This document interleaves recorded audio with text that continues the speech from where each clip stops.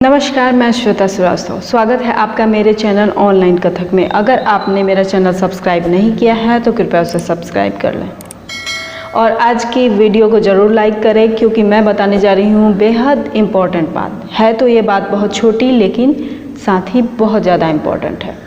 आज के वीडियो का टॉपिक है, आप भी कभी ना कभी ऐसे इंसान से ज़रूर मिले होंगे जो गाना भी अच्छा गा लेता है, नृत्य भी अच्छा करता है और वादन भी, और तो और पेंटिंग, राइटिंग, कुकिंग आदि भी थोड़ी बहुत अच्छी कर लेता है, या यूँ कहें बहुत अच्छी कर लेता है। कुछ लोग जन्मजात टैलेंटेड होते हैं एक साथ कई चीज़ों को करने में। उनके अंदर एक चीज़ को एक बार में समझ कर लेने की अच्छी समझ होती है या लगन होती है। यह बहुत अच्छी बात है। ऐसे इंसान को देखकर खुशी भी होती है और जलन भी। और फिर आज के इस कंपटीशन भरे माहौल में एक साथ कई चीज़ों का जानकार होना आपके करियर की सिक्योरिटी को बनाए रखने में मदद करता है। बहुत सारी संस्थाएं, कंपनियां भी मल्टी टैलेंटेड इंसान को नौकरी देना पसंद करती है, बजाय इसके कि वो हर काम के लिए अलग अलग जॉब पे पर्सन को रखें।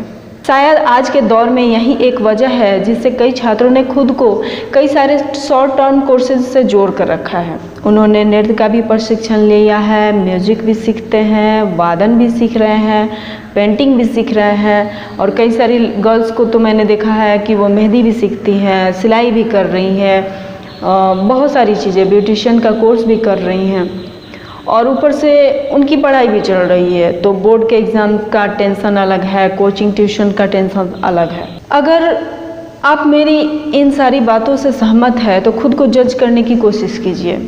एक साथ बहुत सी चीज़ों का जानकार होना गलत नहीं है, गलत है आपका उन चीज़ों की जानकारी लेने का तरीका। एक साथ एक ही समय में कई चीज़ों की ट्रेनिंग लेने से आप किसी भी एक विद्या पर फोकस तो कर नहीं पाएंगे।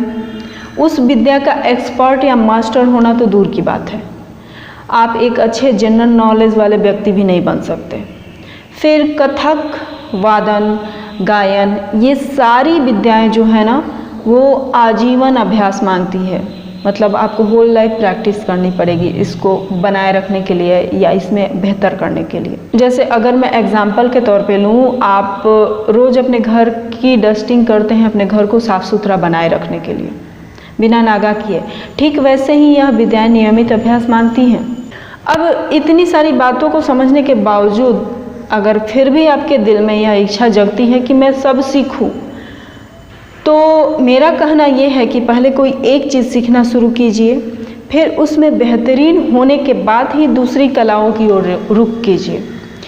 अब जैसे आप बोलेंगे कि बेहतरीन होने के लिए तो हमें बहुत लंबा टाइम लगेगा, तो क्या मैं उतने साल तक इंतज़ार करूं? तो मेरा आपसे एक कहना है कि किसी भी विद्या को अगर आप एक साल प्रतिदिन 3 से 4 घंटे अगर देते हैं तो उस विद्या में बेहतर हो सकते हैं, बेहतर हो जाते हैं। मतलब ये मेरी कही हुई बात नहीं है, मैंने बहुत सारी बुक्स को रीड किया है जिसमें मास्टर होने के लिए उन्होंने एक टाइम बताया है कि किसी भी विद्या में मास्टर होने के लिए एक निश्चित समय अवधि गुजार लिया जाए दिल से, लगन से, तो उस विद्या के हम मास्टर हो जाते हैं। तो मेरा भी यही कहना है कि अगर कुछ मास्टर होने की बात नहीं कर रही हूँ मैं, अगर आप उसमें बेहतर भी फील करने लगे कि मैं अब इसमें अच्छा हूँ, तो ही दूसरी विद्या को सीखने की शुरुआत कीजिए। वैसे भी कला के क्षेत्र में एक कहावत काफ़ी प्रसिद्ध है, एक साधे सब सधे, सब साधे सब जाए।